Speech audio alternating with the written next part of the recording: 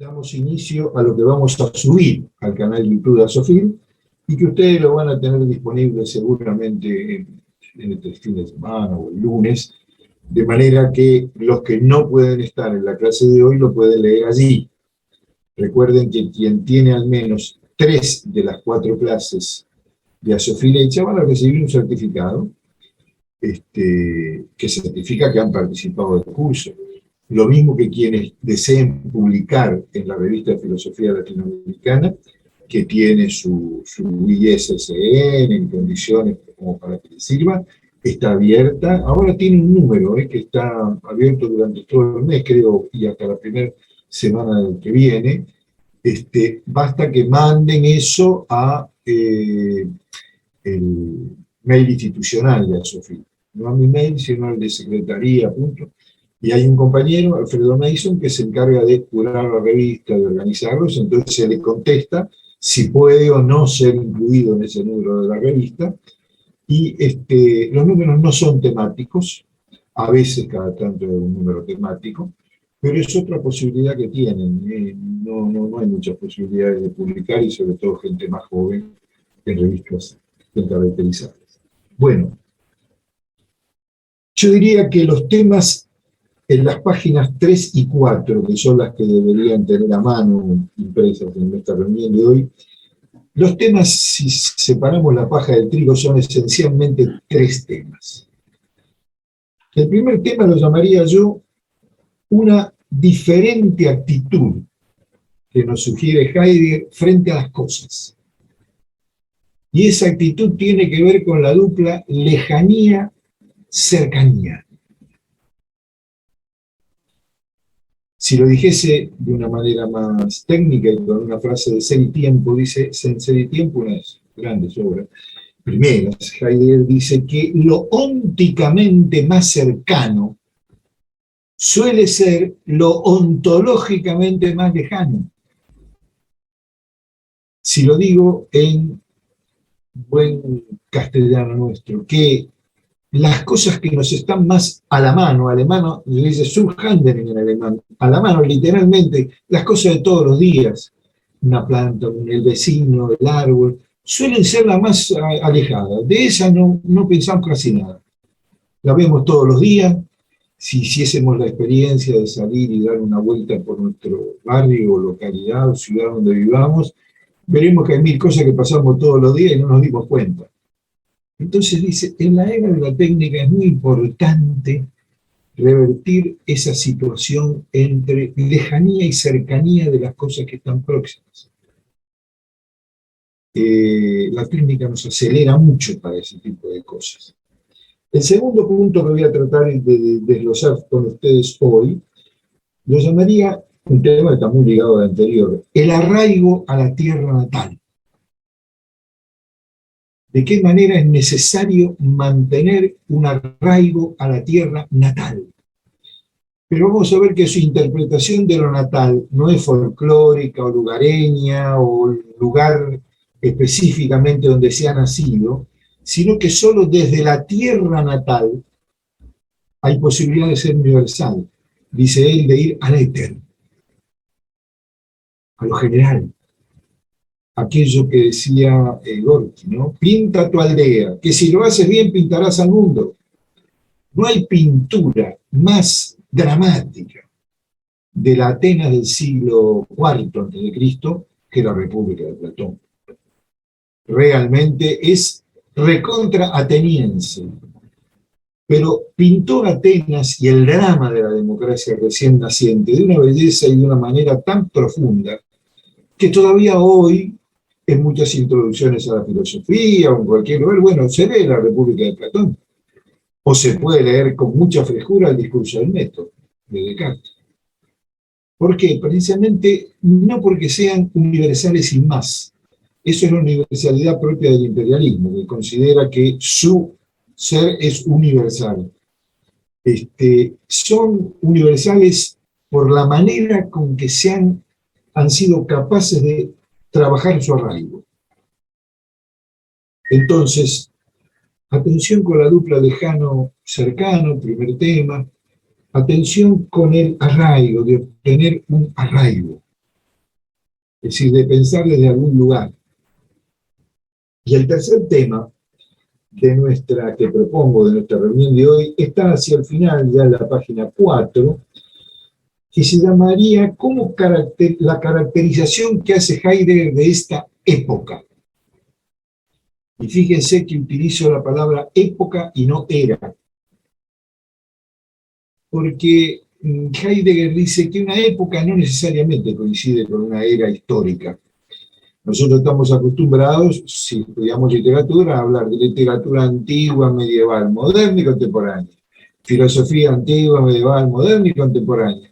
Y si le preguntamos a una persona, bueno, ¿cuándo nace el mundo moderno? Bueno, nace con la caída de Constantinopla a mano de los turcos. ¿Y cuándo finaliza? Y finaliza con la Revolución Francesa, donde empieza la edad contemporánea. Dice, no, esta es una versión demasiado historiográfica. Los alemanes tienen, nosotros no tenemos, la palabra historia con mayúscula o con minúscula. La palabra historia con mayúscula es la historia en el sentido fuerte del término. Nosotros la traducimos, ahí ellos tienen una palabra, la palabra esa es Geschichte, historia pensada. Y la historia de la historia vino Mengano, se fue Mengano, el gobierno del sultano, eso tiene el nombre historiografía. Nosotros solemos traducirla en castellano, historia con mayúscula, historia con minúscula. Dice, bueno, la historia con mayúscula, eso es la historia de una época.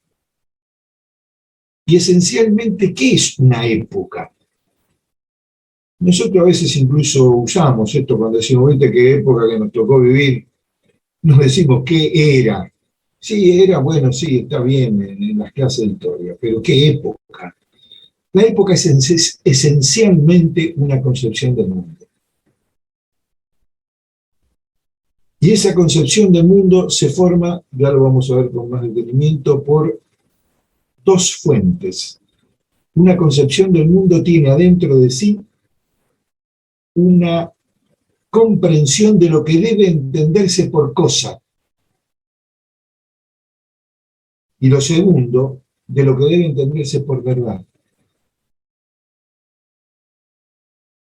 Por ejemplo, si ustedes le preguntasen a un habitante del siglo VII de nuestra era, que es una cosa, diría sin lugar a dudas que es un ens creatum, una cosa creada por un ente superior llamado Dios, y que Dios entre todas las cosas creó una a su imagen y semejanza, llamada persona, y que el hombre es una persona. Entonces un mundo de ente creador y entes creados, un hombre con un privilegio, no se le ocurriría en absoluto recurrir a la palabra sujeto, por ejemplo. No existe directamente. Pero sería imprescindible para pensar la época moderna, por ejemplo. Entonces, una época, y Heidegger, no se olviden que es un discurso al sol en su tierra natal con paisanos. Me dice, bueno, ¿qué época estamos nosotros? Hacia el final de esta clase voy a traer un párrafo de un trabajo muy lindo de Heidegger que se llama La época de la imagen del mundo. Nosotros vivimos en una época en que todo se ha transformado en imagen.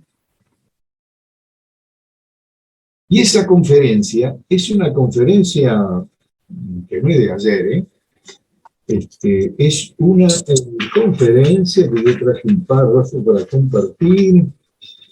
La época de la imagen del mundo es de 1938 y no fue dada en la Facultad de Filosofía. Fue dada en la sociedad, esta sociedad que es de la Universidad de Friburgo, lo invita a Heidegger a cerrar el ciclo con una conferencia de él. La de él se llama La época de la imagen del mundo. ¿Por qué? Porque el ciclo terminaba en su conjunto la concepción, la fundamentación de la imagen del mundo en la era moderna. Y estaba dada no en la Facultad de Filosofía, sino que era en la sociedad.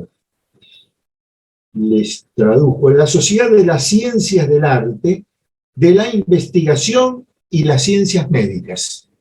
O sea, era una conferencia donde había investigadores científicos, médicos, otra gente. Entonces, él había organizado una mesa sobre, bueno, ¿y cómo es la época moderna? Y él pronuncia esta conferencia, la época de la imagen del mundo, donde dice que está caracterizado, ya lo vamos a ver, por 5 cosas fundamentales. Y a su vez, unos años antes, en un texto también precioso que no tiene desperdicio, que se llama Introducción a la Metafísica, que para Heidegger, sin hacer ahora demasiadas distinciones, sería una introducción a la filosofía como se hacía entre Platón y Hegel. Este curso es del semestre de verano, o sea, invertido con nosotros, de la Universidad de Friburgo de 1935. Allí hay un párrafo también donde Heidegger dice qué época estamos viviendo. Piensen que es una época en la cual no se había inventado la televisión, por ejemplo, pero había radio.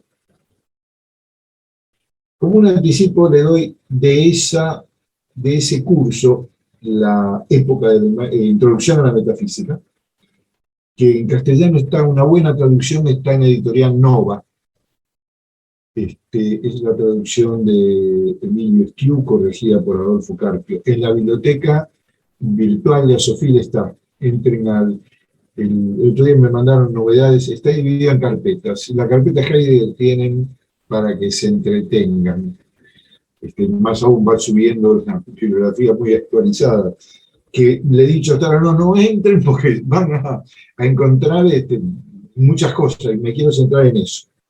Bueno, este texto de 1935, allí decía Heidegger, y fíjense que si lo vemos desde el punto de vista del anticipo de hoy, las cosas que lo preocupaban eran, apenas iniciaban. Dice, esta Europa, en atroz ceguera, y siempre a punto de apuñalarse a sí misma, yace hoy bajo la gran tenaza formada por Rusia en un extremo y por la América en el otro. América para ellos es Estados Unidos. O sea, preveía ya lo que mucho después se va a llamar que va a haber que buscar alguna posición intermedia entre eso. Y dice, Rusia y Norteamérica, metafísicamente vistas, son la misma cosa. Y cuando quiere mostrar por qué son la misma cosa, dice, la misma furia desesperada de la técnica desencadenada y la organización abstracta del hombre normal. Y preanuncia, cuando el más apartado rincón del globo haya sido técnicamente conquistado y económicamente explotado, cuando un suceso cualquiera sea rápidamente accesible en un lugar cualquiera y en un tiempo cualquiera, cuando se puedan, entre comillas, experimentar simultáneamente, fíjense qué cosa, el atentado a un rey de Francia y un concierto sinfónico en Tokio, lo cual para hoy sería una tontería eso, cuando el tiempo sea solo rapidez, instantaneidad y simultaneidad, mientras que lo temporal, entendido como acontecer histórico, haya desaparecido de la existencia de todos los pueblos, cuando el boxeador rija como el gran hombre de una nación, cuando en número de millones triunfen las masas reunidas en asambleas populares, apretadas por otros como fantasmas, volverán a atravesarnos como un aquelarre las preguntas que originaron a la filosofía. Y esas preguntas son 3. ¿Para qué? ¿Hacia dónde? ¿Y después qué? Él está previendo la llegada de una época técnica, hoy plenamente instalada entre nosotros, es decir, ya en el año 1935. Estas preguntas, para qué, hacia dónde y después qué, son lo que él llama preguntas fundamentales de la metafísica. Más tarde va a ser una diferencia entre metafísica y filosofía, pero vamos a considerar acá de la filosofía. Y surgen de tres estados de ánimo que tiene el hombre. Estado de ánimo, y no solo estados psicológicos, es más amplio que estados psicológicos. El estado de ánimo se dice en alemán Stimmung, que significaría temple de ánimo. Dice, bueno, los tres temples de ánimo fundamentales son una gran alegría, una gran angustia o un aburrimiento, que no es ninguna de las dos cosas.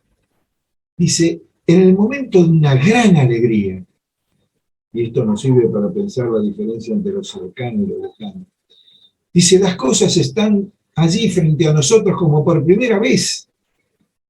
Un gran enamoramiento, por ejemplo. Uno pierde la cabeza, dice. Un gran hecho, se pregunta, entonces uno ahí se pregunta, ¿y por qué? ¿Para qué? ¿Por qué me pasa esto? Si quiere una cosa mucho más pedestre, me gané la lotería, qué sé yo. ¿Por qué? Bueno, dice. El otro momento es el otro extremo, el momento de un hundimiento, el momento de una gran, enorme angustia. Por ejemplo, la pérdida de un ser querido, o la pérdida de algo para lo cual uno no está en absoluto preparado, la pérdida de un hijo o una hija. En el sentido, estamos preparados para ser enterrados por nuestros hijos, pero no para perderlos. Es una cosa muy reparable. Dice, bueno, en ese momento en que la nada, todo parece darnos lo mismo, dice, en ese momento surge la pregunta, ¿por qué? ¿Para qué? ¿Después qué? Dice, y lo otro es un estado intermedio, donde no sabemos si estamos alegres ni tristes. Y en realidad, ese estado es el aburrimiento, pero no un aburrimiento común y silvestre. No estoy aburrida de ver tal cosa, sino ese aburrimiento donde un individuo puede en determinado momento decir, realmente no me interesa nada. Por ejemplo, en el caso de la muerte, rápidamente otros le dicen, bueno, señora, ya pasa, todo nos pasa, salga de eso rápido. Y bueno, y sale, felizmente sale. Si no es patológico eso, y hay que tratar de que no lo sea, sale. Pero dice la filosofía, es decir, puede surgir en esos tres grandes momentos, en esos tres grandes instantes. Volvamos rápidamente a el primero de los temas que propuse, que era el tema de una diferente actitud puesta frente a las cosas. Ese tema de lo cercano y lo lejano.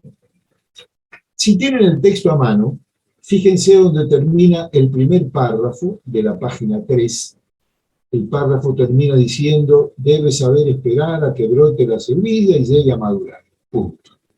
Y ahí empiezan dos párrafos. Ahí yo pondría, como se marcan en los libros de filosofía, al costado un 1, con un redondelito en el medio, está el primer tema. Ese abarca esos dos primeros párrafos que terminan en Silesia y Bohemia. Luego tenemos el párrafo siguiente, que es el párrafo 2. Ese va a ser el arraigo a la tierra natal. Pero leamos el parágrafo 1 y tengamos a mano para subrayar determinadas cosas, que son las claves. Dice Heidegger, por otra parte, cada uno de nosotros puede, a su modo y dentro de sus límites, seguir los caminos de la reflexión. En la reunión anterior le había venido diciendo, bueno, no siempre pensamos. Pensar es conmemorar, es realmente traer algo a la presencia. Ellos estaban ahí para traer a la presencia un gran paisano nacido allí, en Meskirch, que es el Konradin Kreuzer, cantor de ópera y al mismo tiempo compositor y excelente pianista Kreuzer, ¿no? dice, cada uno de nosotros puede a su modo y dentro de sus límites seguir los caminos de la reflexión. ¿Por qué? Porque el hombre es el ser pensante, esto es, meditante. Al hombre le pertenece la posibilidad de, voy a admitir que nos salió el co-administrador, ahí lo admito, otra vez. El hombre tiene siempre la capacidad de pensar, no la perdió nunca. De manera que hay un muy lindo fragmento de Heráclito, el que solo se conocen los fragmentos de su obra, dice, estamos tan hechos para las cosas, dice que si de pronto todas las cosas se transformasen en humo, los hombres se transformarían en narices. Tan hecho estamos, y no usa la palabra de cosas, porque no existía, tan hecho estamos para el logos. El logos y nosotros estamos tan hechos unos para el otro que no podemos dejar de pensar. Entonces, en este sentido, confiemos en que una meditación es posible, porque estamos hechos para meditar. Que nos hayamos embrutecido o nos hayan embrutecido es otra cosa. Pero si tenemos la capacidad de meditar y eso no se nos escapa nunca, tenemos siempre la posibilidad de redimirnos de eso y elegir. Serenidad es la propuesta de saber decir sí y saber decir no. Se acabó. Aunque puede hacerlo, pero no lo quiere hacer. O admitir que sí, que debo hacerlo. Y frente a la técnica esto es absolutamente importante. Estamos usando un producto de la técnica. Este encuentro no podría tener lugar si no existiese este producto. Pero al mismo tiempo yo le preguntaría ahora, ¿y qué hora es en Internet? Y todas.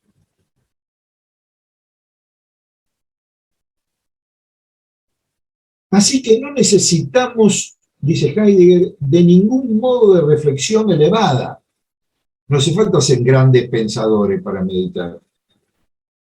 Es suficiente, y esto es lo que quiero subrayar, que nos demoremos junto a lo próximo y que meditemos acerca de lo más próximo. 2 puntos. Acerca de lo que nos concierne a cada uno de nosotros aquí y ahora. Aquí, en este rincón de la tierra natal en que estaban, ahora, en la hora del presente acontecer mundial. O sea, meditar. ¿Meditar en qué? Demorarse primero ante lo más próximo, no ante lo más alejado. ¿Y qué es lo más próximo? Lo que nos toca a nosotros en nuestro ser.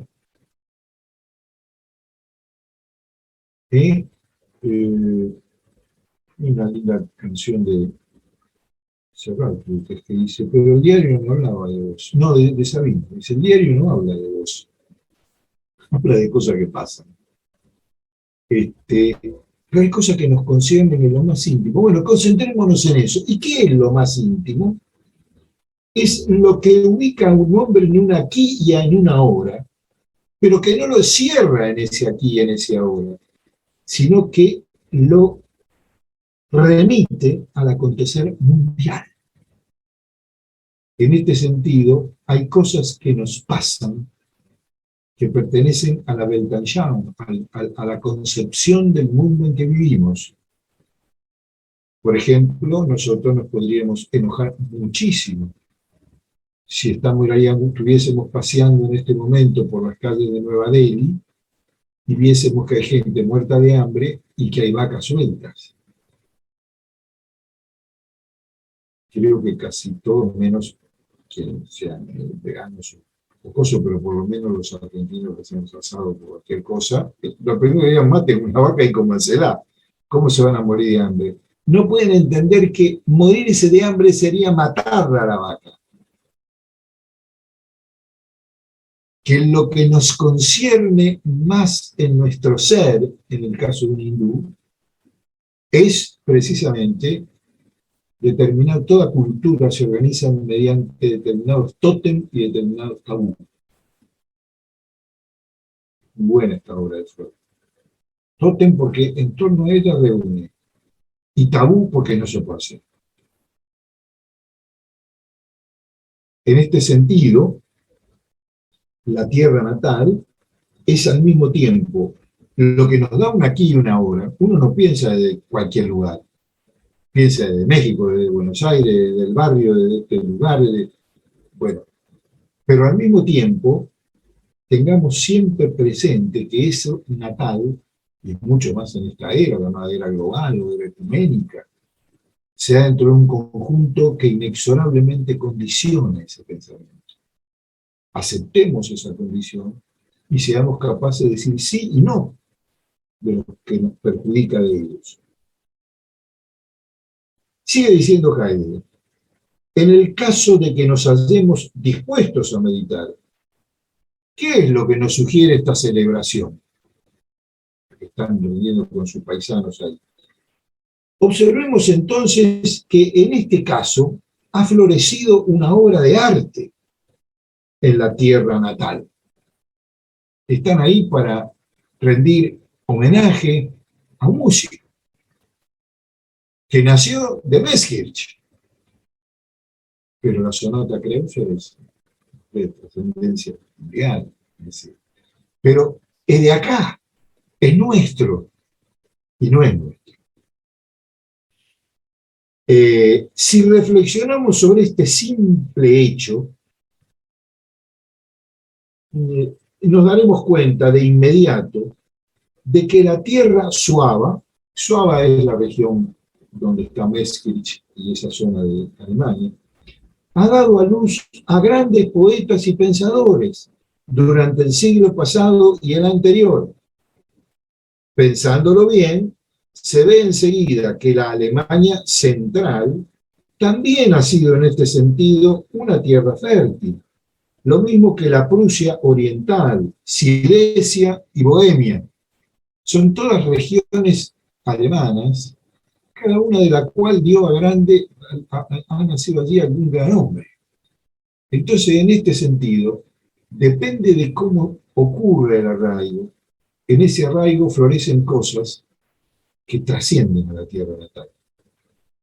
Ustedes, desde el país donde están o desde la provincia argentina donde están, y llega acá, es quien esté sentado en Entre Ríos, y acá nació Juan Luis Ortiz, un poeta de primera, y ni que decirlo si estoy en el Distrito Federal de México y recuerde que es la tierra de Octavio Paz, por ejemplo, entre otras cosas, para señalar a algunos poetas. Bueno, cada una de las regiones tiene entonces en ella florecido algo. Esto nos introduce en el segundo tema, que es, pero para que esto ocurra es necesario el arraigo en la tierra natal, que no es solo un lugar, un locus. Pero antes de pasar a eso, lo primero en conjunto, se ve lo que implica una diferente actitud frente a las cosas. Tienen una visión de conjunto. El gran Aristóteles hablaba también de esto de otra manera, la concepción de la amistad. Debemos, decía él, tener una amistad con las cosas, conformarnos con ellas, más aún desesperado. En la Grecia del siglo V se está viniendo abajo la polis. Y en un momento en la ética Nicómaco pregunta, amigos, es que ya no hay más amigos. La pregunta es un oxímoron. Si le pregunta a los amigos, los llama amigos, y le dice, amigos, pero ya no hay más amigos. Amigos, ¿qué se ha perdido entre nosotros? Seguimos siendo amigos, pero somos amigos. Bueno. Entonces, este es el tema del arraigo a nuestra tierra natal. Antes de pasar a esto, la actitud frente a las cosas, la actitud de estar amiga de las cosas, de tener una distancia de ellas, pero una cercanía con ellas, como una posibilidad importantísima en la era técnica y en cualquier orden de la vida. ¿Se ve en su conjunto? ¿Alguna pregunta sobre ello? Si ustedes quieren, o levantan la mano o así, consideren. Si no, pasamos al segundo y después vemos en conjunto. Aquello de que lo más próximo suele ser lo más lejano. Y en lo más próximo hay también algún secreto que develar. Porque en lo más próximo se concierne, está guardado el secreto de que lo que los concierne más de cerca. En términos psicoanalíticos diríamos aquello de lo que no se habla en general. Pero eso que no se habla es fundamental.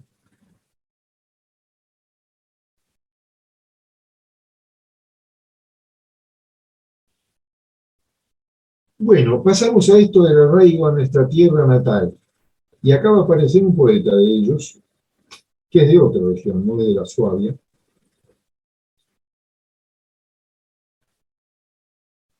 Dice Heidegger en el primer párrafo: nos tornamos pensativos y preguntamos, ¿no depende el florecimiento de una obra cabal del arraigo al suelo natal?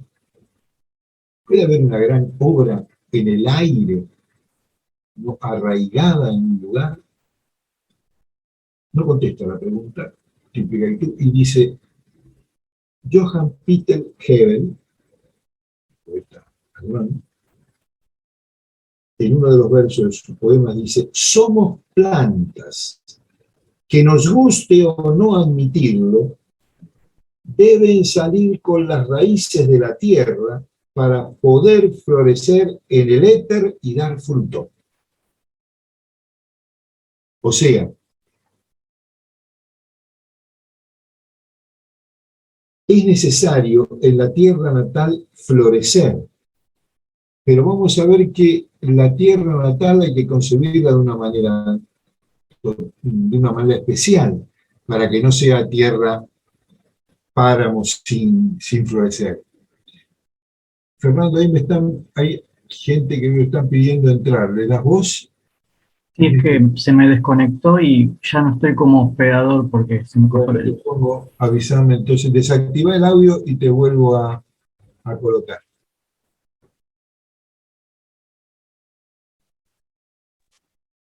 Desactiva el audio, porque si no, no puedo entrar en los tres puntitos.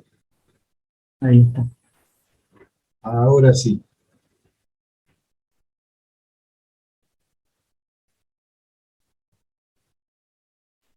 Bueno, gracias, Fernando. Bueno, somos plantas que deben salir con las raíces de la tierra para poder florecer en el éter y dar fruto. Éter es una palabra vieja, ¿no? Era el nombre que Aristóteles ponía. Sigue diciendo Heidegger: el poeta Hebel, en este caso, quiere decir, para que florezca verdaderamente alegre y saludable la obra humana, el hombre debe poderse elevar desde la profundidad de la tierra natal al éter. Éter significa aquí el aire libre del cielo alto, la abierta región del espíritu, que es más que lo meramente psicológico, Spiritus Geist, ¿no? Algo más, abrirse realmente a algo espiritual.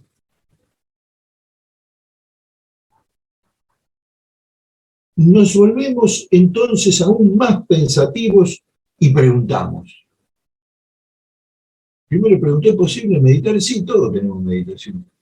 Segundo, ¿y es necesario para meditar estar arraigado en el suelo? Sí, Hebel dijo eso.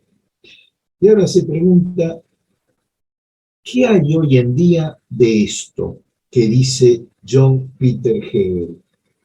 Hoy en día quiere decir 1955, en que está escrito este trabajo. Entre paréntesis tengan presente, por si me olvido, que ayer se cumplieron 77 años del arrojo de la segunda bomba atómica sobre Japón. La de ayer fue sobre Nagasaki. Y vamos a ver que una de las características que va a señalar Heidegger va a decir que nuestra era es la era atómica. Heidegger está escribiendo en 1955, 10 años antes, o 9 o 10 años antes, habían arrojado una bomba sobre Hiroshima, y como esa no fue suficiente, un mes después sobre Nagasaki. Y para que la burla no tenga fin, como diría Nietzsche, la bomba sobre Nagasaki se llamó Little Boy, pequeño muchacho. Un nombre amable para una bomba que mató por décadas y sigue matando japoneses que mueren por las más abstrusas resultados de aquella bomba. Hay todavía gente que muere. El poeta quiere decir, para que florezca, bueno, nos volvemos aún más pensativos y preguntamos, ¿qué hay hoy en día de esto que dice Johann Peter Hegel? ¿Será todavía ese, en 1955, ese apacible habitar del hombre entre el cielo y la tierra? ¿Aún prevalece el espíritu meditativo en el país? ¿Hay todavía tierra natal de fecundas raíces sobre cuyo suelo pueda el hombre asentarse y tener así arraigo? Piensen que en el caso de ese país estaba también destrozado, acababa de terminar la guerra, media Europa estaba absolutamente destrozada. Nuestro primer Congreso Nacional de Filosofía, hecha acá en la Argentina en 1949, tuvo un gran éxito, concurrieron. Heidegger no pudo salir de Alemania porque no había vuelo ni manera de pasar de un país a otro. Pero vino, qué sé yo, vino Kurt Lewis, bueno, una grande pensador europeo y americano, que se juntaron allí 16 días porque el entonces presidente tuvo la inteligencia de mandar un barco a Europa y que fue recogiendo por algunos puertos que podía tocar gente y filósofos que estaban invitados y que pudieron venir. Y vinieron y estuvieron 16 días entre nosotros. Heidegger mandó una carta, que están en las actas, hablándole sobre la hospitalidad. Bueno, muchos alemanes han perdido su tierra natal. Tuvieron que abandonar sus pueblos y ciudades, expulsados del suelo natal. Otros muchos, esto está pasando en todo el mundo, otros muchos, cuya tierra natal les fue salvada, emigraron, sin embargo, y fueron atrapados en el ajetreo de las grandes ciudades, obligados a establecerse en el desierto de los barrios industriales. Así se volvieron extraños a la vieja tierra natal. Y los que permanecieron en ella, en muchos casos están aún más desarraigados que los exilados. O sea, muchos que se exilaron de la tierra natal permanecen de alguna manera atados a ella. Y muchos que se han quedado, sin embargo, no viven esa tierra como natal. No viven como lo usual, lo ordinario. De manera que se requiere un cierto espíritu para que haya arraigo. Y que el arraigo no lo da el simple vivir en un lugar. Hay una expresión muy linda que dice, bueno, cada uno debe encontrar su lugar en el mundo. A veces el lugar en el mundo puede coincidir con la tierra natal, pero no hay ninguna seguridad de que así sea. Algunos viven como extraños en su propia tierra. Y otros encuentran un lugar en el mundo, en otro lugar, que no es el locus, el situs, exactamente donde nacieron, pero allí han florecido.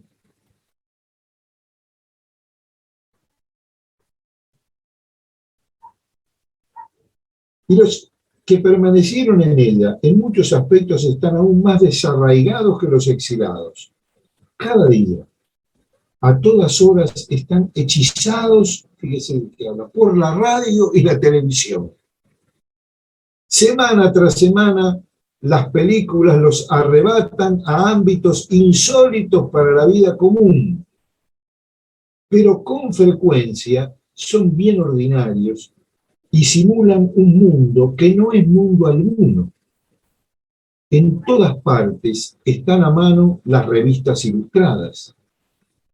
Todo esto con que los modernos instrumentos técnicos de información estimulan, asaltan y agitan hora tras hora al hombre. Todo esto le resulta hoy más próximo que el propio campo en torno al caserío, más próximo que el cielo sobre la tierra, más próximo que el paso hora tras hora del día a la noche, más próximo que la usanza y las costumbres del pueblo, más próximo que la tradición del mundo en que ha nacido. O sea,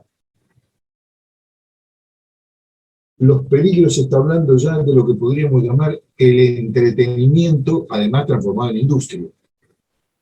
Las industrias del entretenimiento. O sea, hay industrias del ocio, industrias del entretenimiento, de todas se encarga la ciencia, entendida, dice Heidegger, la ciencia moderna, que no es la antigua ni la medieval, es esencialmente una empresa. Se lleva adelante como empresa. Entonces hay una industria para el ocio, hay una industria para el entretenimiento, y estamos permanentemente acompañados. No sabemos muy bien por qué, ni por quién, pero acompañados. Me viene a la mente la primera visita que hace el inglés Oscar Wilde a Estados Unidos.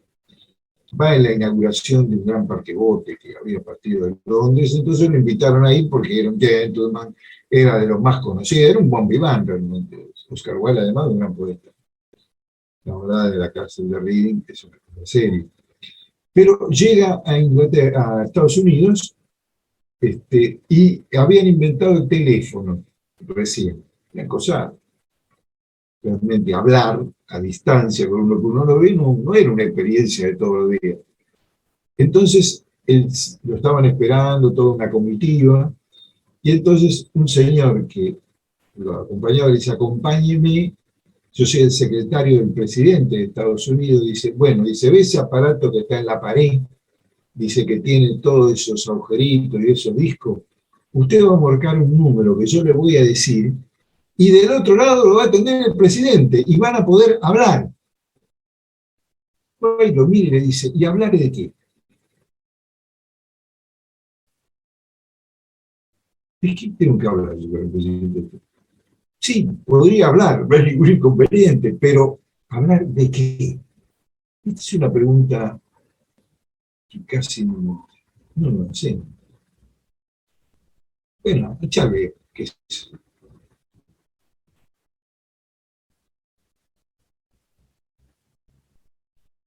Todos estos instrumentos técnicos, dice, le resultan hoy más próximos que el propio campo, que el caserío.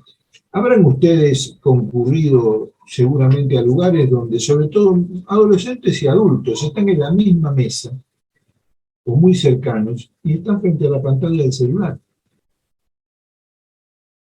Se hablan ante pantalla del celular, y más aún, un retroceso aún mayor. Como no hay tiempo y uno va corriendo, puede colocar un dibujito, un emoticón, que el otro debe interpretar. Un pulgarcito hacia arriba o hacia abajo, me gusta, no me gusta. Es decir, el retorno del lenguaje ya icónico, visto desde el punto de vista del desarrollo del lenguaje a nivel de la humanidad, es la vuelta ya más primitiva. Es cierto, no pintamos la mano en la pared, como en las cuevas de Altamira, pero No hay palabra. Se habla muy poco, muy poco. Y en cambio se ve mucho. Es decir, la característica de una sociedad audiovisual, del streaming, etcétera, etcétera, que es muy buena, por un lado, es permite esta reunión, pero al mismo tiempo me equivocaría si yo creo que ha ocurrido algo en el campo del ente real. Yo veo una foto en una ventanita, ustedes en una ventanita más grande, según lo que elijan, pero el desconocimiento puede ser muy grande entre todos nosotros.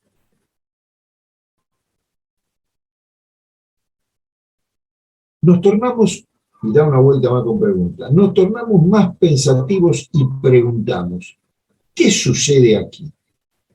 Lo mismo entre los que fueron expulsados de su tierra natal que entre los que permanecieron en ella. Respuesta, sí. El arraigo del hombre de hoy está amenazado en su ser más íntimo. Aún más, la pérdida del arraigo no viene simplemente causada por las circunstancias externas y el destino, ni tampoco reside solo en la negligencia y la superficialidad del modo de vida de los hombres.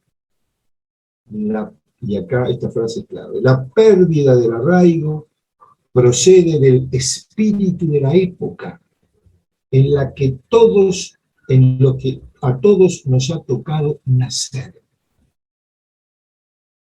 Nacemos, somos natos en una era donde el desarraigo es lo común. En general nos sentimos desarraigados. La tarea de construirse un lugar en medio del mundo es una tarea que no viene de suyo, que hay que poder ganarlo.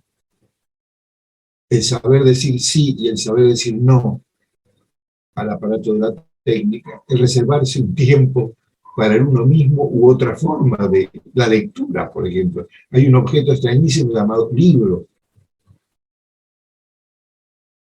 Forma parte de la cultura más cercana. Hay un verso en tu poema más largo de San George que dice: en esta tierra peregrinando vamos y casi hemos perdido el habla. Hablamos muy poco. Más aún, nuestra profesión, o la de muchos de ustedes que son docentes, es una de las pocas profesiones que no puede ser reemplazada por una máquina. Es necesario el cara a cara, el tocarse, el hecho educativo. Un aula es un teatro. Es un teatro donde se desenvuelve una obra.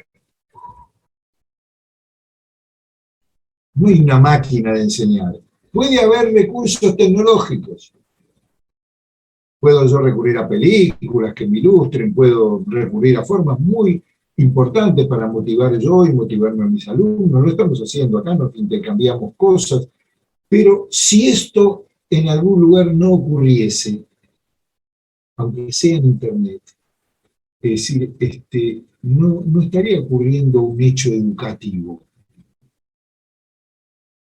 ¿Se acuerda lo que yo le decía la otra vez, ese texto de Heidegger, qué significa pensar, donde se pregunta en un momento que enseñar quiere decir dejar aprender al otro, y que dejar aprender quiere decir ponerlo en condiciones de aprender? Que eso es en realidad lo que se enseña a aprender.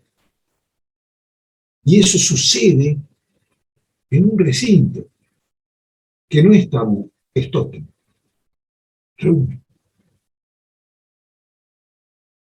Piensen nosotros que hemos llegado a pensar en el sexo por internet.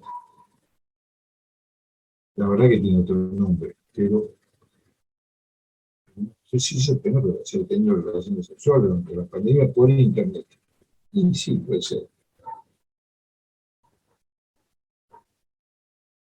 nos volvemos aún más pensativos y preguntamos, y esto es lo último de este párrafo, si esto es así, ¿puede el hombre, puede en el futuro una obra humana todavía prosperar desde una fértil tierra natal y elevarse al éter, esto es, a la amplitud del cielo y del espíritu?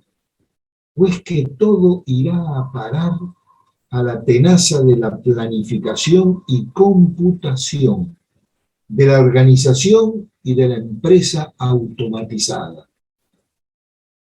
Si intentamos meditar lo que la celebración de hoy nos sugiere, observaremos que nuestra época se ve amenazada por la pérdida de arraigo.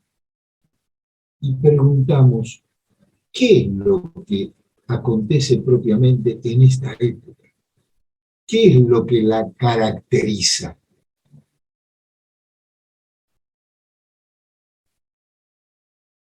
Y allí viene el punto 3, con que cerramos la parte expositiva de esta clase, para pasar a la parte de preguntas de ustedes, de esta clase, que es, yo la llamaría, ese punto 3 que empieza en la época, los caracteres de esta época. ¿Qué caracteres tienen estos tiempos, como lo llama Enrique, modernos? Tiempos modernos, o sea que no se ha, debería decir una cosa muy bien, no se ha salido de una época a la cual podemos todavía referirnos. Si nosotros creemos en la superación gramatical del sustantivo modernidad, porque le pongo, no somos modernos, somos neomoderno, tardomoderno, posmoderno, y la cosa suena medio a falso, ¿no? Como cuando enseñamos la dialéctica en el lado y los alumnos preguntan, bueno, ¿cómo es la dialéctica? Y hacen el gesto con los dedos así, dicen, no, un momentito, la dialéctica tiene un momento, explíquelo. La dialéctica heraclítica es binaria y la dialéctica hegeliana es trinitaria. Lo que una no puede hacer, la otra sí. Entonces, ¿estamos condenados a la radio? Quizá no. Pero esto dependerá de que seamos capaces de entender muy bien cuáles son las características de esta época que estamos pasando. Y fíjense que ya usa la palabra época y no era.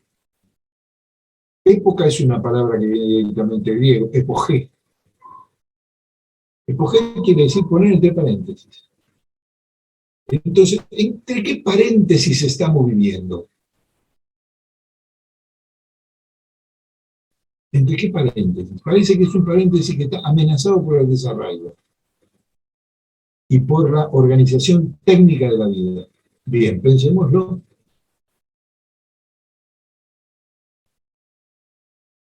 ...1955.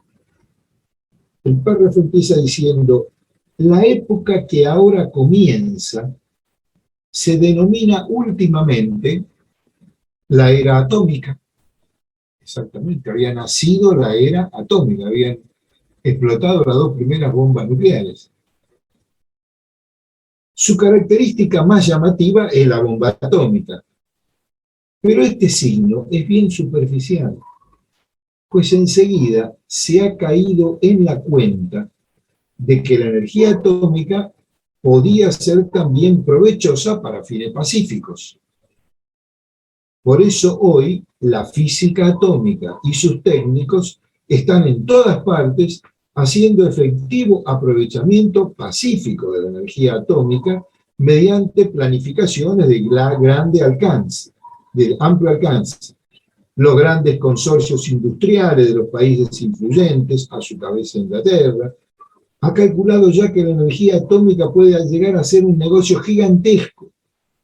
Se mira el negocio atómico como la nueva felicidad. La ciencia atómica no se mantiene al margen, proclama públicamente esta felicidad.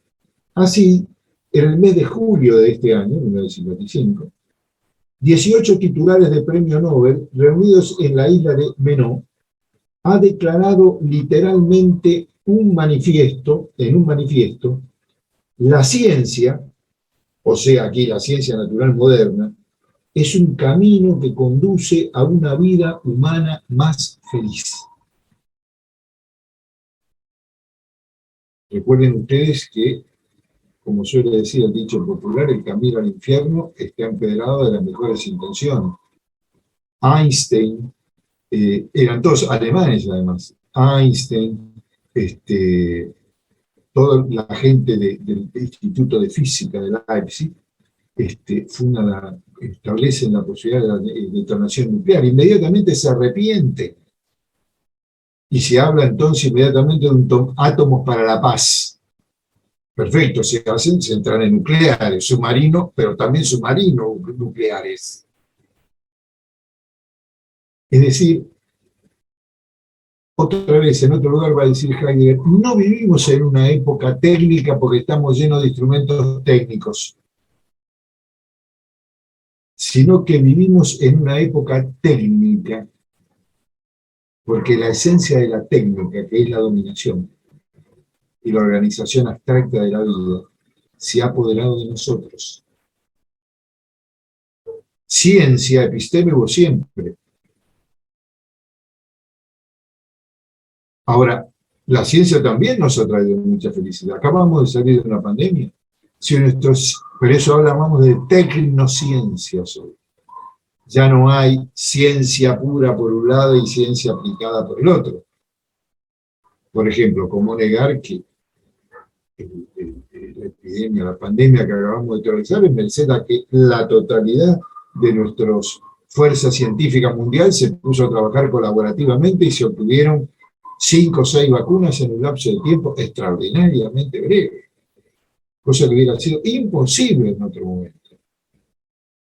Sí, pero la Universidad de Oxford en Alemania, en Inglaterra, hizo una vacuna que tenía que costar $5. Pero necesariamente en la distribución mundial se metió una industria, los laboratorios. Entonces, inmediatamente los átomos para la paz se pueden transformar en átomos para la guerra. La ciencia puesta al servicio de la felicidad del hombre, bien puede traerle a Alemania, por ejemplo, cerró en su momento todas sus centrales nucleares. No había tenido ninguna explosión nuclear. Pero en este momento, ante una situación que la traspasa, está pensando que alguna va a tener que reabrir porque los rusos le han cerrado la llave del gas. A su vez, los rusos tuvieron un Chernobyl. A su vez, los japoneses no tuvieron suficiente con Hiroshima y Nagasaki, sino que hace poco un tsunami le destruye 3 centrales nucleares y tiene una zona del sur de la isla que sigue estando contaminada. Es decir, en la era del desarraigo se pierde eso entre bien y mal, entre positivo y negativo, aquello que puede encadenar al mismo tiempo libera, aquello que libera al mismo tiempo puede tornarse cadena. Es decir, es una época muy especial. ¿Cómo la caracteriza Heidegger? Y traigo aquí el segundo texto y último que les traía para leer a la época moderna. ¿Cómo la caracteriza en esa conferencia que se llamó La época de la imagen del mundo, con que se cierra el ciclo de 5 días de conferencia que se estaban dando en la Sociedad de Investigación Científica, Tecnológica y Médica? O sea, no estaba hablando ante un grupo de grandes pensadores, estaba hablando ante investigadores. En la edición al castellano buena, que es la edición de Acal, un volumen interesante. Esto es una conferencia a la época de la imagen del mundo, puesta dentro de un volumen que se llama, en alemán, Holzwege. Holz quiere decir madera. Wege, camino. La traducción que hizo en este caso acá es Caminos del Bosque. Me gusta mucho más la otra traducción, la traducción que no es tan buena el resto, pero el título es acertado. Sendas perdidas. ¿Por qué? Porque muestra, dice, hay caminos en el bosque que solo lo pueden transitar, digamos, aquellos que saben. Por ejemplo, los guardabosques no se pierden en el camino del bosque. Por ejemplo, los que trabajan adentro del bosque. Es decir, quiere decir que los caminos del bosque son sendas que por un lado pueden perder, pero que por otro lado pueden desembocar generalmente en un claro del bosque. Hacia allí nos conduce, por ejemplo, en nuestro sur patagónico, los bosques suelen anteceder a hermosos lagos, pero hay que poder atravesarlos. Entonces viene un guía que le dice, no, no, por acá, o se pone una flecha, o un camino, algo, pero él reunía ahí una serie de artículos bajo el nombre de esas sendas perdidas, que no están perdidas, son sendas olvidadas, sendas que no queremos transitar, pero que llevan a alguna parte. Ese texto dice, en la metafísica, que quiere decir acá en la filosofía, en la filosofía se lleva a cabo la meditación sobre la esencia de lo ente, así como una decisión sobre la esencia de la verdad. O sea, una época es una decisión acerca de qué es verdadero y qué no es verdadero, y de qué cosa es una cosa. La metafísica fundamenta una época desde el momento en que por medio de una determinada interpretación de las cosas y una determinada concepción de la verdad, le procura a esto el fundamento de la forma de su esencia. O sea, la esencia de la técnica no es algo técnico, es algo metafísico. Una reflexión permite reflexionar acerca del mundo técnico en que vivimos, precisamente porque ella no es un dispositivo técnico. Este fundamento de una época domina por completo todos los fenómenos que caracterizan a esa época, y viceversa. Quien sepa meditar puede reconocer en esos fenómenos el fundamento de una época. La meditación consiste en el valor de convertir la verdad de nuestros propios principios y el espacio de nuestras propias metas en aquello que más precisa ser cuestionado. O sea, lo que más precisa ser cuestionado es precisamente lo más cercano. Nuestro juicio acerca de las cosas, etcétera, etcétera, etcétera. Y acá se manda las 5 características que hay que ver de la época de imagen del mundo. Dice, lo que caracteriza la época técnica es que el mundo se ha vuelto una imagen. ¿Una imagen para quién? Para el sujeto que la representa.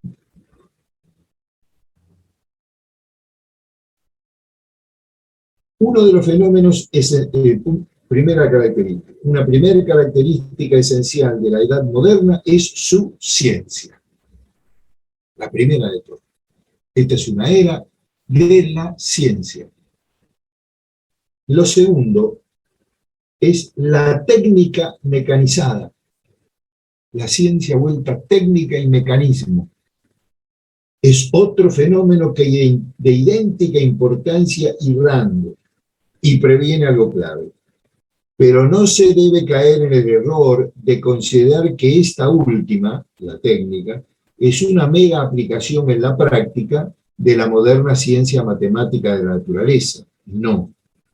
La técnica mecanizada es por sí misma una transformación autónoma de la práctica, hasta el punto de que es esta la que le exige el uso de la ciencia matemática de la naturaleza. La técnica mecanizada sigue siendo hasta ahora el resultado más visible de la esencia de la técnica moderna, la cual es idéntica a la esencia de la metafísica moderna. La metafísica moderna culmina con técnica.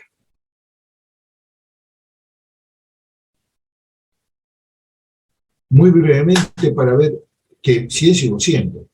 Ahora, ciencia vuelta a técnica, hay una modernidad. Un ejemplo, hay un libro hermoso de Pierre-Maxime Jules, en francés, que se llama Maquinismo y Filosofía. Creo que está en la biblioteca nuestra, me pese haberlo visto, ¿no? Escribe en francés, pero que tiene una buena traducción en castellano, nueva visión. Allí cuenta, era Pierre-Maxime Jules, era un científico. Entonces te cuenta de qué manera un alumno de la Academia de Platón, siglo V antes de Cristo, había descubierto el principio del sifón. O sea, había descubierto que yo puedo presionar el agua y lograr, mediante la presión que ejerce sobre el agua, generar energía. Un principio que entra en la física moderna 10, 20 siglos después, o 15 siglos después. Cuando se lo lleva a Platón, Platón se lo hace romper. ¿Y por qué? Se lo hace romper y le dice, no podemos construir máquinas animadas. ¿Por qué? Porque ya existen máquinas inanimadas, no es necesario construir máquinas inanimadas. ¿Por qué? Porque la naturaleza ya nos ha dado máquinas animadas que son los esclavos. Entonces, en una sociedad de esclavos, las máquinas no son necesarias. Dice, un hombre no tiene que construir máquinas, el hombre se debe dedicar al ocio contemplativo. Trabajan los esclavos. ¿Para qué tenemos esclavos? Vamos a hacer una máquina. Las máquinas son ellos. De manera que en la comprensión moderna, antigua de la naturaleza, es imposible que surja una época técnica. Es imposible que a un tipo se le ocurra medir una cosa como la fiebre. Poner una columna de mercurio encerrada en un tubo de vidrio, podría haberlo hecho eventualmente, pero no está en la concepción del mundo. Tampoco está en la época medieval. Existen incipientemente máquinas y el cristianismo predica la igualdad de las personas, o sea que no puede haber esclavitud. Pero, sin embargo, es una época a su manera técnica. La organización del saber en una cosa llamada universidades, iniciando primero en las escuelas catedralicias, las escuelas que estaban al lado de las catedrales, mediante organización en trivium, quadrivium, el trivium y el quadrivium, empieza una organización del saber que 1, 2 o varios siglos después se va a tornar la idea de la universidad empresa. La universidad como una empresa de conocimiento, patentes, invención, etcétera, etcétera.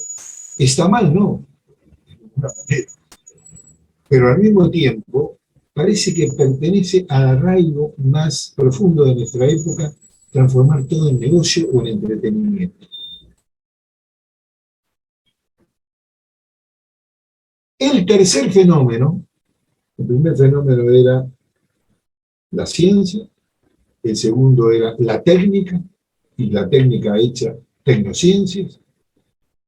Un tercer fenómeno de igual rango en la época moderna es el proceso que introduce el arte en el horizonte de la estética. Esto significa que la obra de arte se convierte en objeto de la vivencia y en consecuencia el arte pasa a ser expresión de la vida del hombre. Ustedes me dirán, pero por supuesto que sí. El arte es expresión de la vida del hombre. Pero a partir de eso las obras empiezan a ser firmadas. Durante, por ejemplo, no cabería en la concepción del mundo antiguo ni medieval que alguien firmara una obra, porque lo importante era la obra misma. Nosotros sabemos lo sabemos por historiografía, quién hizo el Partenón, la Venus de Milo, etcétera, etcétera, pero a ninguno se le ocurriría ir a poner debajo García o Picasso o lo que sea. La transformación del arte en estética, aístesis, sentidos, permite al mismo tiempo la transformación del arte en negocio, en galerías, en exposiciones, en acuñamiento individual, en entrar a mi casa que te dejo ver el caso que tengo. Es decir, esta inocencia de la transformación del arte en obra firmada la hace apta también para el negocio. Así como la conquista del átomo para la paz la hace también pasible del negocio. Un cuarto fenómeno se manifiesta en el hecho de que el obrar humano se interpreta y realiza como cultura, convirtiéndose entonces en política cultural. Es decir, ¿qué es cultura? Lo que se opone a la naturaleza. Todo lo hecho por el hombre.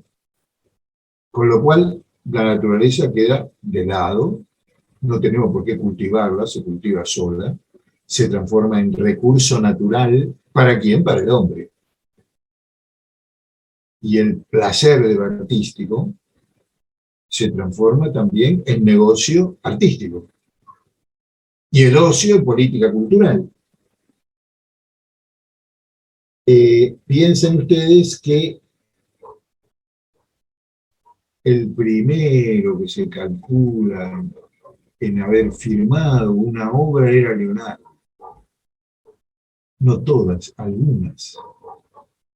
Pero hoy lo primero que vale es la firma. ¿De quién es la obra?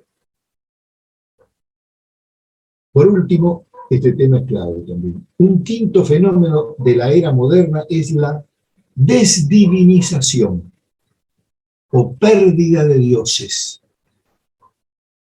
Esta expresión, acá aclara qué quiere decir no dice ateísmo, dice desdivinización o pérdida de dioses. Y ahora va a aclarar que esto es mucho más grave. Repasemos, sin embargo, la secuencia. Época de la ciencia, época de la ciencia devenida técnica, 2. Época del arte devenido estética y por lo tanto negocio y apropiación de la cultura. Y ahora el obrar humano realizado como el quinto fenómeno. En la época que pasó todo eso se produce un proceso de desdivinización o pérdida de dioses. Esta expresión, dice Heidegger, no se refiere solo a un mero dejar de lado a los dioses, es decir, al ateísmo más burdo. Por pérdida de dioses se entiende el doble proceso en virtud del que, por un lado, y desde el momento en que se pone el fundamento del mundo en lo infinito, lo incondicionado, lo absoluto, la imagen del mundo se cristianiza. Y por otro, el cristianismo transforma su cristiandad en una cosmovisión del mundo, la concepción cristiana del mundo, adaptándose de esta suerte a los tiempos modernos. Y acá precisa mejor. La pérdida de dioses es el estado de indecisión respecto a Dios y los dioses. No sabemos en realidad si existen o no existen. Hay un estado de indecisión. Es precisamente, pero lejos de excluir la religiosidad, la pérdida de dioses es la responsable de la realización con que los dioses se transforman en una vivencia religiosa, en algo personal. Usted crea en lo que usted quiere, puede ser cristiano, ateo, esto, pero la vivencia, hay un trabajo moderno por excelencia, imperdible, de Kant. El título del opúsculo es La religión dentro de los límites de la mera razón. La religión moderna es racional. En este sentido, uno puede decidir lo que mejor le plazca, digamos. Y más aún ser absuelto o condenado, pero es un hombre no nuevamente de desarraigo, no atado necesariamente a un Dios determinado. Heidegger va a decir por ahí atrás, las últimas obras, que el problema está que hemos llegado demasiado tarde para los dioses y demasiado temprano para el ser. Y esa época es un interludio, un interjuego, es un juego tremendo. Termino ahora sí diciendo que vayan a un párrafo de Nietzsche en La Galla Ciencia. Hay un párrafo, no me levanto a buscarlo para no perder tiempo, la biblioteca, creo que es el párrafo 9, que se llama en alemán el frenético, el loco. Y Nietzsche cuenta siempre parábolas. La parábola del loco es que hay un loco que en plena luz del día va con un farol prendido por la calle y le pregunta a la gente que encuentra, ¿no han encontrado a Dios? ¿No han visto a Dios? Y lo que están parados ahí le dice que ven que un loco lleva el farol prendido en pleno día. Dice, y se habrá perdido por ahí, buscalo. Dice, nosotros no lo tenemos. Dice, sí, ya sé, por eso lo estoy buscando por todas partes. Dice, andá a buscarlo a las iglesias, debe estar en las iglesias. Dice, no, en las iglesias no se ve nada. Se ve hombre vestido de todo de negro, todo tapado, todo está oscuro. Los dioses no están tampoco ya ahí adentro. ¿Dónde están los dioses? Y va por todas partes preguntando eso. Y como nadie le responde, hacia el final, no lo recuerdo de memoria, hay 9 preguntas, un listado de 9 preguntas que él le hace al hombre de la vida. La primera de ellas es, ¿cómo han podido borrar el horizonte? No se dan cuenta que al eliminar el arriba y el abajo, han eliminado también el norte, el sur, el este y el oeste, van perdidos, vagan por un desierto. Le dice, ¿cómo han podido? Y le va reprochando una cantidad de cosas. Y termina con aquella famosa frase, el desierto está creciendo, desventurado el que habita desiertos. Y parece que un signo trágico de la época moderna, que por eso, vuelvo al comienzo, requiere serenidad, es que tenemos que habernosla en una época que es al mismo tiempo industrial, investigativa, donde vuelve lo que toca negocio, negocio, no ocio, donde para el ocio también lo transformó en una industria. Nuestras vacaciones comienzan a planificar no sé cuántos meses antes y además hay empresas que nos arreglan absolutamente todo. Y por un lado está bien que así suceda, que voy a ir a un lugar que no sé si hay un hotel, pero se crea un estado de indecisión. Entonces, esto crea un espíritu muy especial. Bueno, estos 2 textos van a estar subidos en su lectura, Introducción a la Metafísica y la Época de la Imagen del Mundo, al chat, pero los que lo quieran ver en el texto original, por lo menos en la editorial Nova, leí la página 75 de Introducción a la Metafísica. Y de la Época de la Imagen del Mundo, en la edición de editorial Acal, leí la página 75 y parte de la 76. Bueno, ¿cómo se ve todo esto? ¿Por qué no me ayuda Fernando? Vayan viendo, pidiendo la palabra, bien sea por el chat, si algunos tenemos ya, a ver cuál. Ahí veo que Edivaldo o alguno, Edivaldo. fíjate en orden, y me vas indicando y le damos audio y él contesta. Edivaldo. No sé. Buenos días, Mario y los demás. Buen día. Grato por tu exposición. À medida que tu hablaba de lo arraigo do homem que está amenazado, yo ia me recordando de uma obra de uma argentina, Ivone Bordelois, que eu ha leído em versão portuguesa, chamada La Palavra Amenazada. Nosotros podemos, desde tu habla, hacer la cuestión del arraigo amenazado con la cuestión del lenguaje. Esta es mi cuestión. Gracias. Sí, sí, perfecto. La palabra es un lugar y el lenguaje es un lugar donde esta amenaza está. Ustedes tienen en la tradición de poesía portuguesa nada menos que a Pessoa. Pessoa, persona. Pessoa. Es una reflexión muy profunda acerca de nuestra época. Y nosotros nos llamamos con una gran confusión.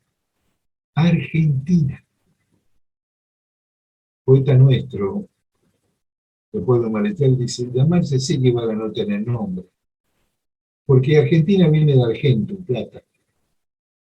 Entonces, hay muchas argentinas. Allí donde había una mina de plata, en Francia hay dos argentinas, que se llaman Argentina.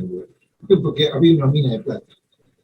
Buscando una vuelta dice, pero los verdaderos mineros saben que la plata no vale por sí misma. Vale porque el minero se pone contento porque atrás de la veta de plata viene la de oro. Y le dice, ser argentino es una tarea. Hazte de plata, dice, y espejea el oro que se da en las alturas, y verdaderamente serás un argentino. Y esa cuestión de que el argentino es una tarea, es que los argentinos podemos ser cualquier cosa, estamos permanentemente inventando algo. Lo demás nos ven muy bien desde afuera. El argentino puede ser director de fútbol a las 9 de la mañana, tener los mejores estrategias para que gane la selección argentina y ser un físico nuclear y a la tarde opinar. Somos opinólogos por definición, muchos de nuestros contemporáneos. Es una tarea como por hacerse. Alguna vez el gran Carlos Fuentes, el mexicano, puso el ojo en la tormenta, solo que también la ponía para él. Decía aquello de que los aztecas y los mexicanos descienden de los aztecas, los peruanos de los incas y los argentinos descienden de los barcos. Y es cierto. Mi familia de parte materna es italiana y mi familia de parte paterna es española. Ahora esto, por un lado es una maldición, pero por otro lado es una hermosa posibilidad de libertad. Acá no hay ninguna cultura grande, importante atrás que defender. Un tipo que vive cerca de la Plaza del Tlatelolco, o que tiene el Louvre, pero a ver, el edificio más antiguo que hay en la ciudad de Buenos Aires es del siglo XVIII. En Europa eso es una cosa que es contemporáneo directamente. Es decir, ha tenido que hacerse y hacer permanentemente, por lo tanto acertar y equivocarse, ¿no? Bueno, ¿qué otra pregunta tenemos? Está allí primero Rodrigo y después Julián Peñalos. ¿Por qué no me decís las dos, si la tienen hechas, escritas? No, es para hablar. Ah, bueno. Entonces, primero era Rodrigo y luego Julián Peñalos. Rodrigo. ¿Por qué me das una idea de tu inquietud? Rodrigo. Buen día a todos. Julián también y vemos si tienen que ver. Si no, la contestamos por separado. Sí. Buen día, doctor. Buen día a todos. Mi pregunta es con respecto al tema del arraigo, me hizo pensar en un concepto para mí clave en Heidegger, que es el Dasein. ¿Qué relación hay si es que existe, qué relación hay entre el arraigo y el Dasein? Claro. Dasein es ser ahí. El hombre es Dasein, alguien que está ahí, siempre situado. ¿Y vos qué querías preguntar? Ya vemos si tiene que ver o no. Julián. Julián era, ¿no? Sí. Era con el hechizo, ¿no? Del hechizo, su relación con el fetichismo, eso sería. ¿Por qué no te pones el micrófono cerca si tenés? Porque te escucho muy rebotado. ¿Se escucha bien ahora? Y habla despacio, ¿ven? Sí.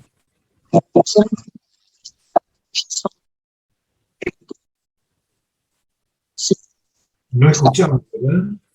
Yo creo que pregunta sobre la relación entre el hechizo y el Ahora fetichismo. sí. El Ese. hechizo y el fetichismo, Sí. la pregunta.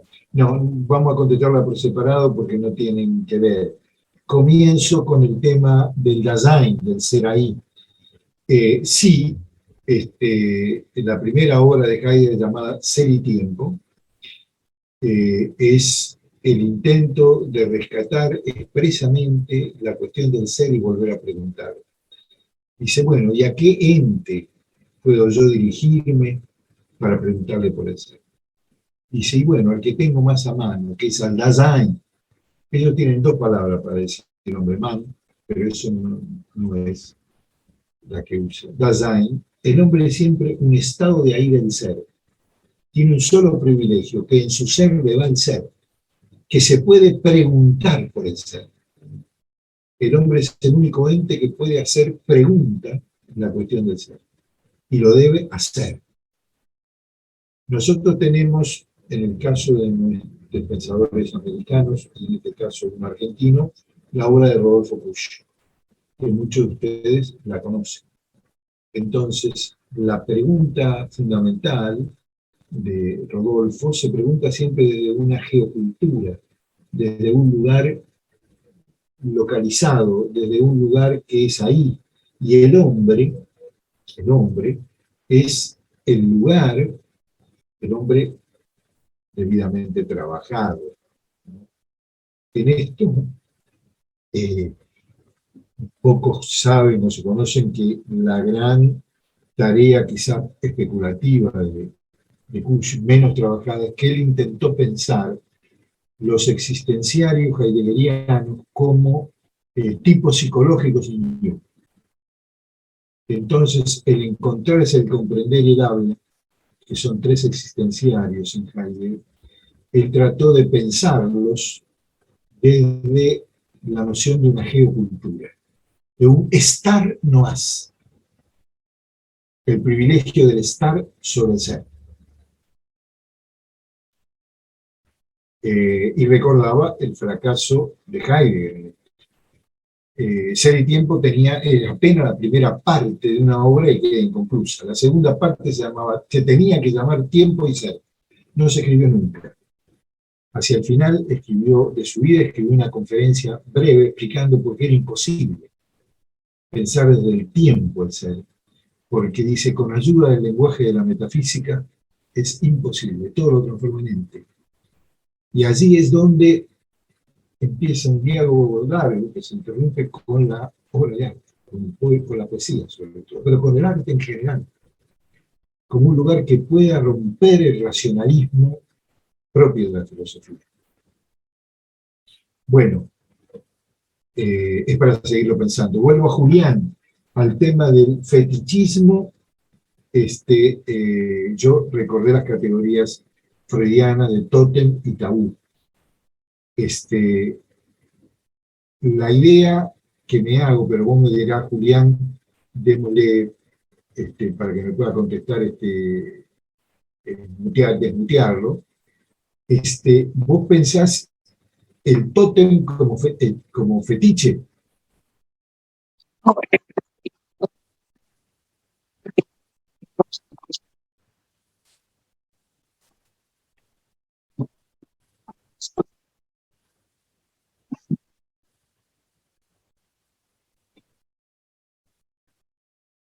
Sí, Bueno, ahora espera que ahora me pongo los auriculares.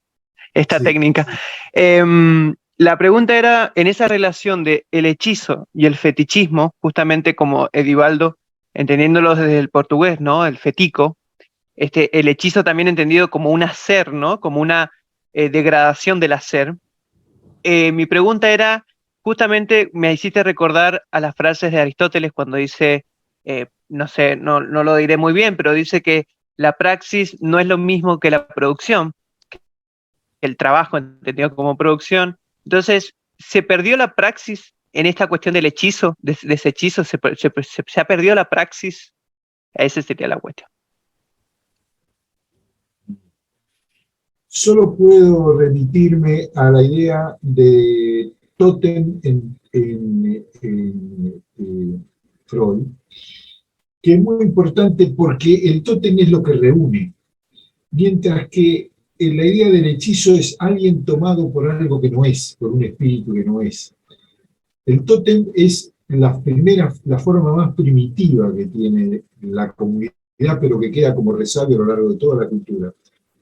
Hay un lugar que concentra a la gente, que los concentra. Se manifiesta, digo, para ir al contemporáneo.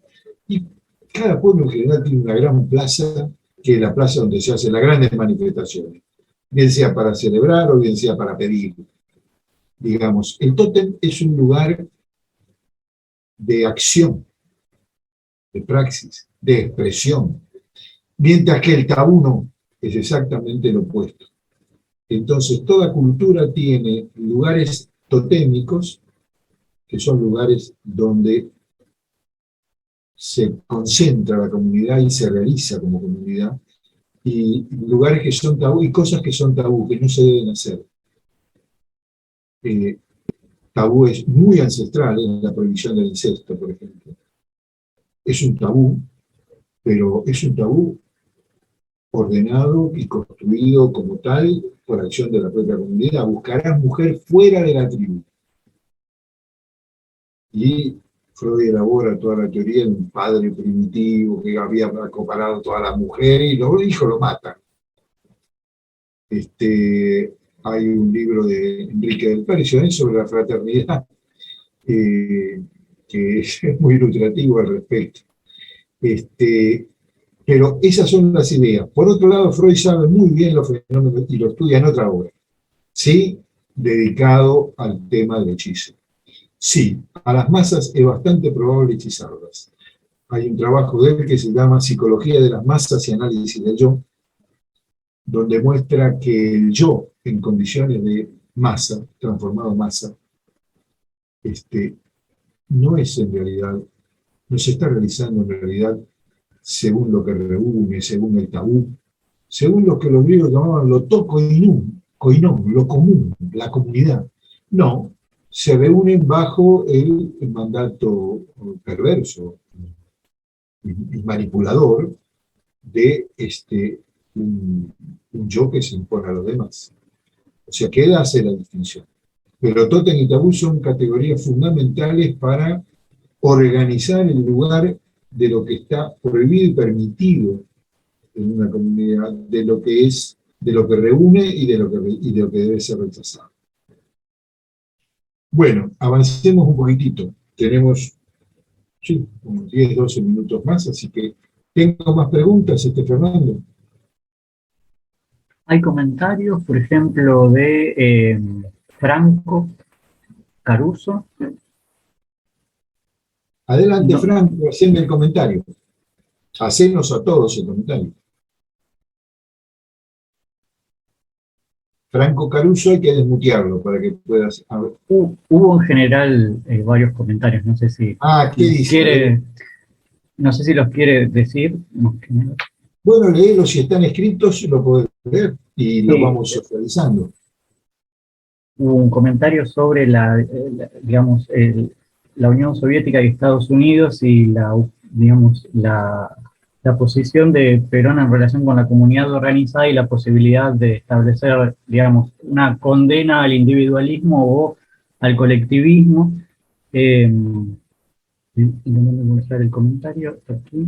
Dice acá: Es particularmente llamativo que el temprano diagnóstico heideggeriano sobre el estado de las humanidades rusa y norteamericana coincida, aunque lo formule en otros términos, con el que hace Franz Hinckel-Lammert en uno de sus primeros libros, Ideologías del Desarrollo y Dialéctica de la Historia, de los años 70, de cómo tanto el comunismo soviético como el confort del way life son dos caras de lo mismo, a saber, la concepción del ser humano como hombre de técnica, un mecanismo para la producción, y ambos tienen que ver de una forma u otra, sospecho, con lo que dice Perón en la comunidad organizada, cómo vivimos en una época que ha llegado al extremo de ponernos en una encrucijada que impondría a todo ser humano solo dos caminos: el individualismo absoluto o la insectificación o absorción absoluta en la colectividad, el desarraigo de cada uno de su comunidad vía la técnica. Bueno, ese es el primer Bueno, comentario. es un gran aporte interesante. Yo lo traje a colación interpretando. Europa se empieza a sentir allí apretada entre dos lugares. Rusia, que nunca considera Europa, porque siempre la piensa de los Urales para el otro lado, no la casa Europa, la casa común. Y por otro lado, Estados Unidos. Pero también es cierto que en América Latina, sobre todo a partir de la conferencia de Bandung, de lo que se llamó el despertar de los pueblos coloniales, terminada la Segunda Guerra Mundial, las grandes potencias empiezan a abandonar las posesiones coloniales porque ya no les convenía ni tenerlas. Empiezan las independencias, entre comillas, muy precarias, y empieza a conformarse algo que se llama el tercer mundo. Un mundo que trata de no caer en ninguno de esos dos modelos propios de la modernidad europea. Y más aún, dentro de la propia Europa aparecen movimientos que tratan de zafar de esa tenaza. Sí, la ruptura de la bipolaridad por parte de posterior a la Segunda Guerra Mundial, a las dos guerras mundiales, es un fenómeno que empieza a habilitar la existencia de una tercera vía, así la llamaba alguien en Inglaterra, de un tercer mundo, de una tercera posición, que no implicaría, no podría pensarse, uno diría, bueno, pero la primera es una, la segunda, que no podría pensarse tercera como combinación de las dos anteriores. Un capitalismo con rostro humano, por ejemplo, como se habla a veces, o un individualismo pero solidario. No, no lo hay. Tiene que ser una creación propia, una creación de algo diferente, que van gestando los pueblos en su marcha. Están ocurriendo acontecimientos insólitos en América Latina, en Argentina también. Hoy, en el día de mañana, está asumiendo en Colombia por primera vez un gobierno absolutamente nuevo, diferente al de Boric. Han pasado cosas en Chile, están por pasar cosas en... O sea, pero, digamos, es siempre la gestación de una tercera vía, de un camino que no puede ser la simple sumatoria. Es lo que te puedo decir de manera general por ahora. Bueno, ¿qué otra pregunta tenemos?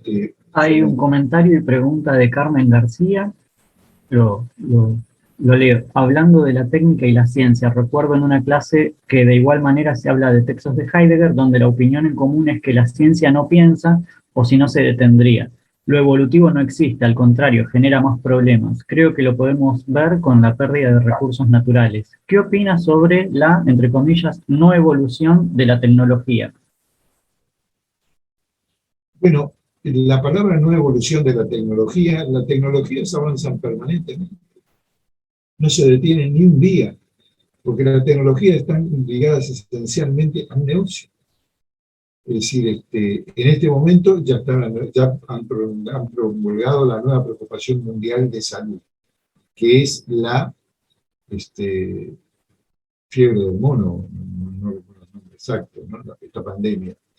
Inmediatamente se empiezan a patentar productos, a avanzar con eso, etcétera, etcétera. No creo que la ciencia se detiene, la técnica. Lo que pasa es que se orienta por aquellas cosas que suelen ser más rentables. Esta cuestión de la enfermedad ligada y transmitida por... Además, piensen ustedes que al romper el equilibrio entre las especies, Las últimas pandemias están siendo transmitidas por animales al hombre, porque el hombre se ha inmiscuido con ellas y con la naturaleza, con las especies, de una manera absolutamente inadecuada. Entonces, en este sentido, creo que para pensar adecuadamente la técnica hay que pensarla dentro. Ahí pasaría a otro psicoanalista que es Lacan, a lo que llama Lacan el discurso capitalista. Tanto que el discurso capitalista es mucho más amplio que la noción de capitalismo. Y que el discurso capitalista, toma ahí la idea Foucaultiana de discurso, cubre la totalidad del espectro. Entonces, en este sentido, es menester superar el discurso capitalista si es que queremos hacer algo diferente.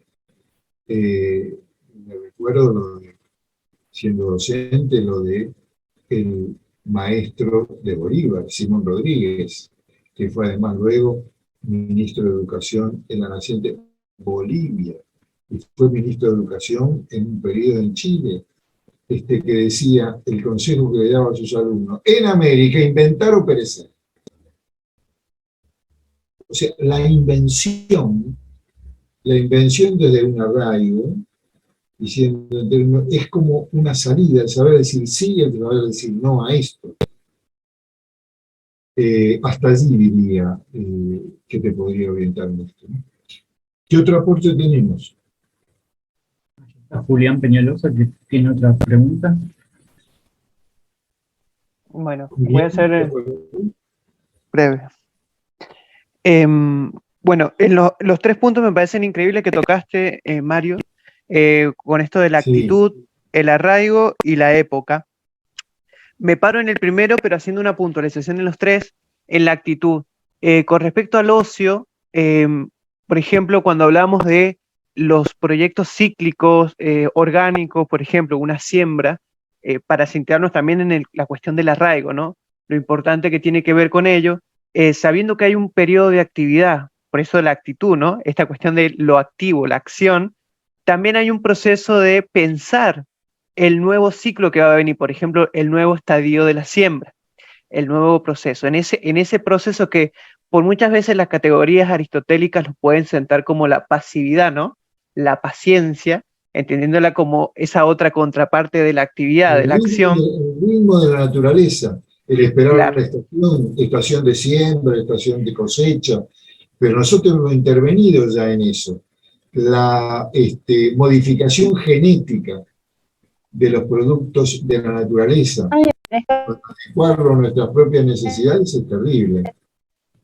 Es decir, hemos creado especies resistentes a esto, la siembra directa, que etcétera, etcétera, ¿no?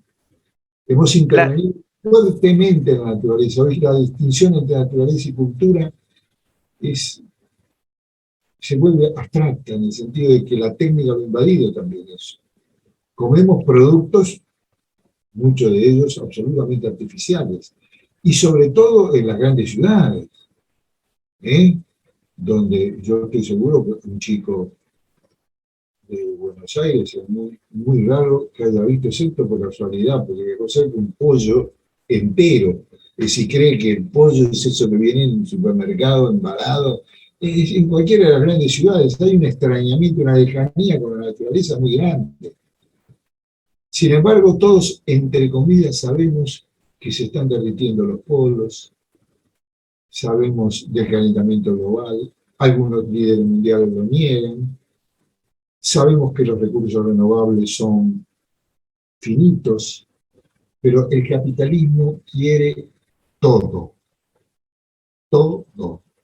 Es decir, el discurso capitalista, pienso en la calculación que hace Lacan en Seminario 2, el discurso capitalista es un discurso sin bordes.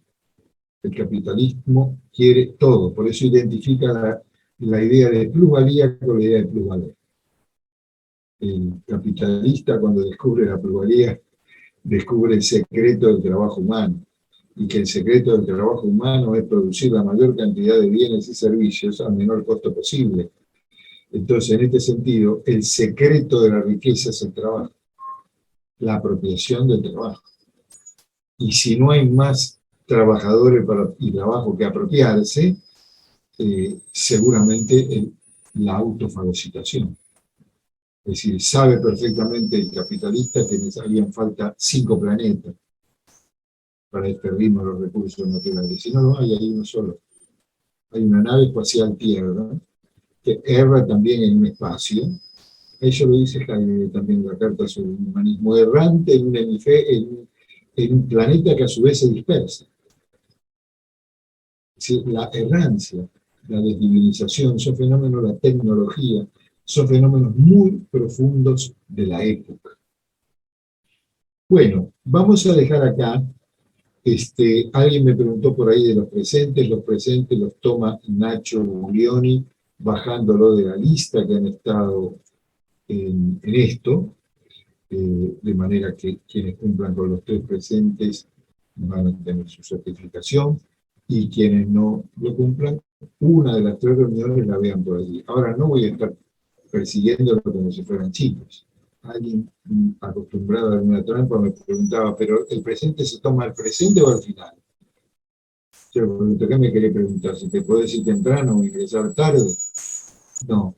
La regla del juego es empezamos a las 10:30 y empezamos a las 10:30.